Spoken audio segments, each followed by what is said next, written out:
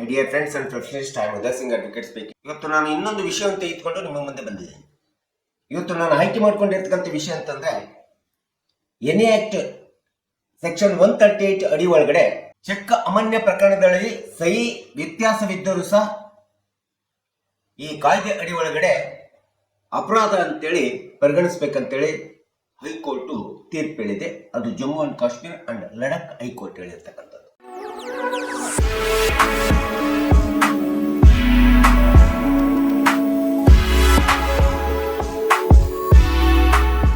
Negotiable instrument act 138 ಅಡಿ ಒಳಗಡೆ ಸಹಜವಾಗಿ ನಾವು ಯಾವುದೇ ಒಬ್ಬ ವ್ಯಕ್ತಿ ಹ್ಯಾಂಡ್ ಲೋನ್ ಅಂತ ತೆಗೆದುಕೊಂಡು ಚೆಕ್ ಅನ್ನು ಕೊಟ್ಟಂತ ಸಂದರ್ಭದೊಳಗಡೆ ಪ್ರೈವೇಟ್ ಕಂಪ್ಲೇಂಟ್ ಅನ್ನ ಎನ್ ಆಕ್ಟ್ ಸೆಕ್ಷನ್ 138 ಅಡಿಯಲ್ಲಿ ರಿಜಿಸ್ಟರ್ ಮಾಡತಕ್ಕಂಥದ್ದು ನಾವು ಸಹಜವಾಗಿ ನೋಡ್ತಾ ಇದ್ದೀವಿ. ಇದು ಸಹಜವಾದಂತ ಒಂದು ಪ್ರಕ್ರಿಯೆ. ಹ್ಯಾಂಡ್ ಲೋನ್ ಅನ್ನು ಕೊಟ್ಟಂತ ಸಂದರ್ಭದಲ್ಲಿ ತೆಗೆದುಕೊಂಡಂತ ವ್ಯಕ್ತಿ ಏನ್ ಮಾಡ್ತೇನೆ ಅಂತಂದ್ರೆ ಹಣವನ್ನು ಪಡ್ಕೊಂಡ್ಬಿಟ್ಟು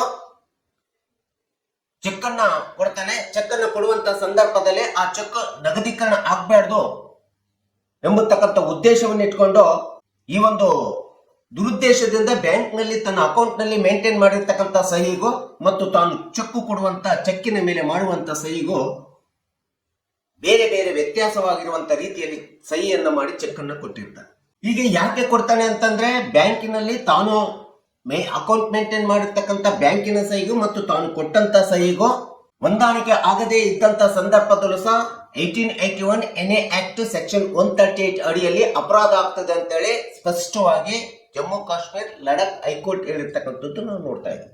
ಈ ಒಂದು ತೀರ್ಪನ್ನ ನ್ಯಾಯಮೂರ್ತಿಯಾದಂತ ಸಂಜಯ್ ದರ್ ಎಂಬತಕ್ಕಂಥ ಏಕಸದನ ನ್ಯಾಯಪೀಠ ಇಂಥ ಒಂದು ತೀರ್ಪನ್ನ ಕೊಟ್ಟಿದೆ.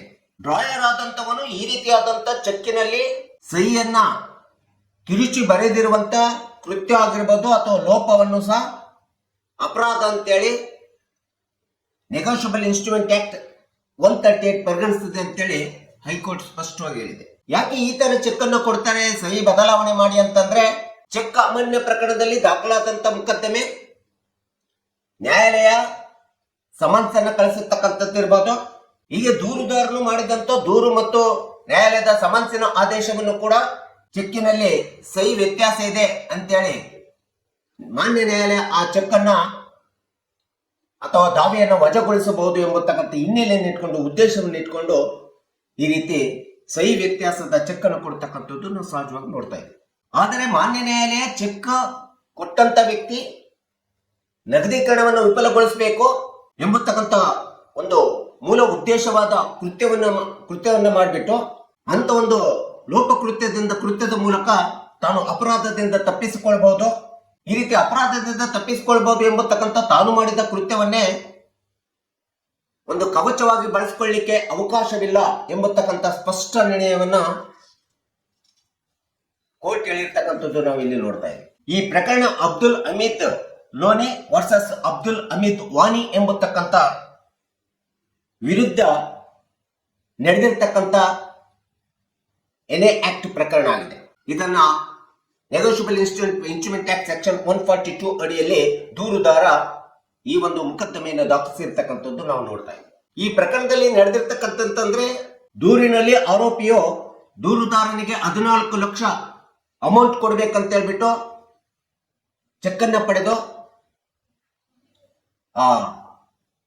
N A ಆಕ್ಟಿನಲ್ಲಿ case ದಾಖಲಾಗ್ತದೆ. ಈ ಒಂದು 14 ಲಕ್ಷ ಅಮೌಂಟ್ ಅನ್ನ ಚೆಕ್ ಮೂಲಕ ಕೊಟ್ಟಿರ್ತಕ್ಕಂಥದ್ದು ಮರುಪಾವತಿಸಲಾಗದೆ ಇದ್ದಂತ ಸಂದರ್ಭದಲ್ಲಿ ಈ ಕೇಸು ದಾಖಲಾಗಿ ದೂರುದಾರ ಚೆಕ್ ಅನ್ನು ಬ್ಯಾಂಕಿಗೆ ಸಲ್ಲಿಸಿದಂತ ಸಂದರ್ಭದಲ್ಲಿ ಬದಲಾದಂತ ಸಹಿ ದೃಢೀಕರಣ ಮಾಡಲಿಕ್ಕೆ ಆ ಚೆಕ್ ನಲ್ಲಿ ಬರೆದಿರ್ತಕ್ಕಂಥ ವ್ಯಕ್ತಿಯ ದೃಢೀಕರಣ ತುಂಬಾ ಅವಶ್ಯಕತೆ ಅಂತ ಹೇಳ್ಬಿಟ್ಟು ರಿಟರ್ನ್ ಮೆಮೊ ಹಾಕಿ ಕೊಡ್ತದೆ ಬ್ಯಾಂಕ್. ಸೊ ಈ ರೀತಿ ರಿಟರ್ನ್ ಮೆಮೊ ಹಾಕಿ ಕೊಟ್ಟಿರ್ತಕ್ಕಂಥ ಸಂದರ್ಭಗಳಲ್ಲಿ ಲೀಗಲ್ ನೋಟಿಸ್ ಅನ್ನ ಕಳಿಸಿದ್ದು ಕೂಡ ಹಣವನ್ನು ಮರುಪಾವತಿ ಆಗದೇ ಇದ್ದಂತ ಸಂದರ್ಭದಲ್ಲಿ ಕಂಪ್ಲೇಂಟ್ ನ್ಯಾಯಾಲಯದಲ್ಲಿ ಪ್ರೈವೇಟ್ ಕಂಪ್ಲೇಂಟ್ ರಿಜಿಸ್ಟರ್ ಆಗುತ್ತೆ. ಮ್ಯಾಜಿಸ್ಟ್ರೇಟ್ ಅದನ್ನು ಕಾಗ್ನಿಸಬಲ್ ಅಂತೇಳಿ ತೆಗೆದುಕೊಳ್ತಾರೆ. ಪ್ರೇಮ ಫೇಸಿಯನ್ನು ನೋಡ್ಬಿಟ್ಟು ಕಾಗ್ನಿಸಬಲ್ ಅಂತೇಳಿ ತೆಗೆದುಕೊಂಡ್ಬಿಟ್ಟು ಅದು ಚೆಕ್ ಅಮಾನ್ಯ ಪ್ರಕರಣವಾಗಿ ದಾಖಲಾಗ್ತದೆ. ಈ ರೀತಿ ನಡೆದಂತ ಸಂದರ್ಭದಲ್ಲಿ ಕೆಳಗಿನ ನ್ಯಾಯಾಲಯದ ಒಳಗಡೆ ಆ ಒಂದು ಕನ್ವಿಕ್ಷನ್ ಆಗ್ತದೆ. ನಂತರ ಈ ಪ್ರಕರಣ ಹೈಕೋರ್ಟ್ಗೆ ಹೋಗ್ತದೆ. ಈ ಪ್ರಕರಣವನ್ನು ಹೈಕೋರ್ಟ್ನಲ್ಲಿ ಪ್ರಶ್ನಿಸಿದಂತ ಸಂದರ್ಭದಲ್ಲಿ ಆರೋಪಿಯ ಪರವಾಗಿರ್ತಕ್ಕಂಥ ವಕೀಲರು ಈ ಒಂದು ವಿವಾದಿತ ಚೆಕ್ ಫೋರ್ಜಡ್ ಚೆಕ್ ಆಗಿದೆ, ದೂರುದಾರನ ಚೆಕ್ಕಿನ ಮೊತ್ತವನ್ನು 14,000 ರು ಇದ್ದಂತ ಮೊತ್ತವನ್ನ ಅಂಕಿಅಂಶಗಳ ಮೂಲಕ ಬದಲಾವಣೆ ಮಾಡಿಬಿಟ್ಟು ಅದನ್ನ 14 ಲಕ್ಷ ಅಂತೇಳಿ ಚೆಕ್ ಅನ್ನ ಫ್ಯಾಬ್ರಿಕೇಟ್ ಮಾಡಿದ್ದಾರೆ ಅಂತ ಹೇಳ್ಬಿಟ್ಟು ವಾದಿಸಿರ್ತಕ್ಕಂಥದ್ದನ್ನ ನಾವಿಲ್ಲಿ ನೋಡ್ತೀವಿ. ಚೆಕ್ ಅಮಾನ್ಯಗೊಂಡಿರ್ತಕ್ಕಂಥದ್ದು ಆರೋಪಿಯ ಖಾತೆ ಒಳಗಡೆ ಸಫಿಸಿಯೆಂಟ್ ಹಣ ಇದ್ದರೂ ಸಹ ಹಣದ ಕೊರತೆಯಿಂದ ಚೆಕ್ ಅಮಾನ್ಯಗೊಂಡಿಲ್ಲ.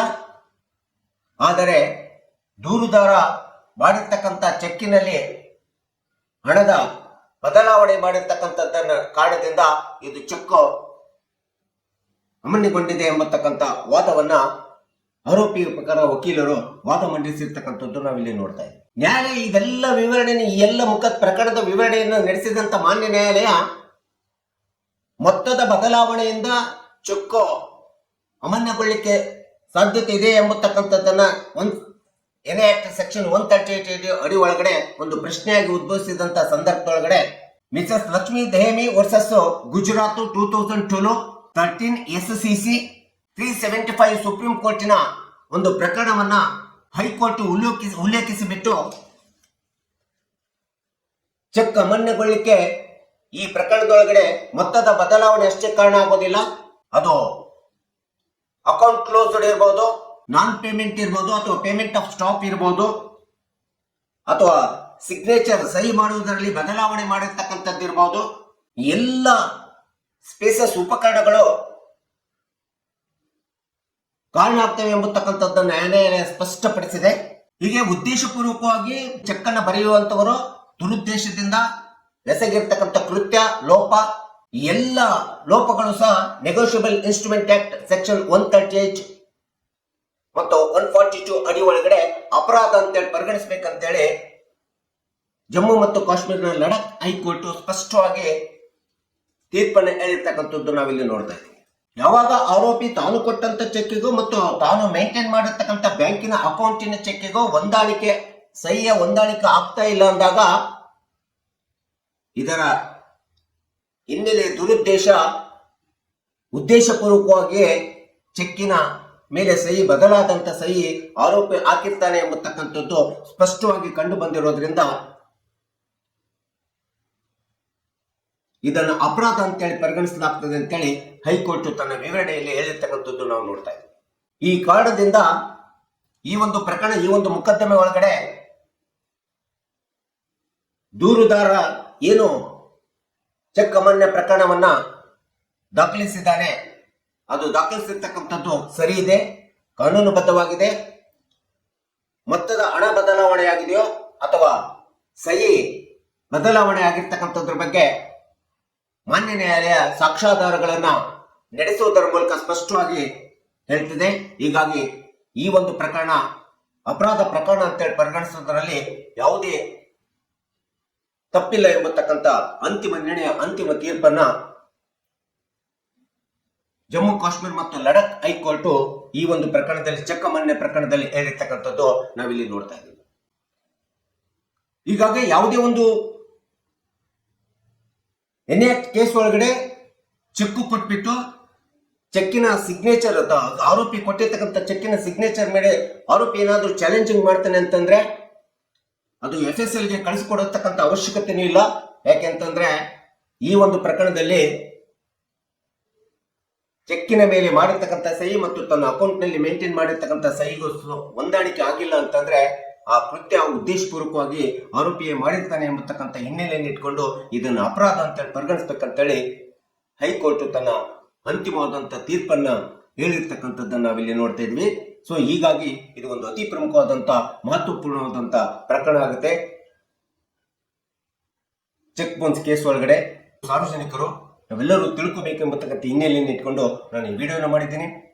ದಯವಿಟ್ಟು ಈ ವಿಡಿಯೋ ಇಷ್ಟ ಆಗಿದ್ರೆ ಶೇರ್ ಮಾಡಿ, ಲೈಕ್ ಮಾಡಿ, ಕಮೆಂಟ್ ಮಾಡಿ ಮತ್ತು ನನ್ನ ಚಾನೆಲ್ಗೆ ಇನ್ನೂ ಯಾರ್ಯಾರು ಸಬ್ಸ್ಕ್ರೈಬ್ ಆಗಿಲ್ಲ ದಯವಿಟ್ಟು ನೀವೆಲ್ಲರೂ ಸಬ್ಸ್ಕ್ರೈಬ್ ಆಗಬೇಕಂತ ಕೇಳ್ಕೊಳ್ತಾ ಇವತ್ತಿನ ವಿಷಯಕ್ಕೆ ವಿರಾಮ ಹೇಳ್ತೀನಿ. ಇನ್ನೊಂದು ವಿಷಯ ತೆಗೆದುಕೊಂಡು ನಿಮ್ಮ ಮುಂದೆ ಬರ್ತೀನಿ. ಜೈ ಕರ್ನಾಟಕ.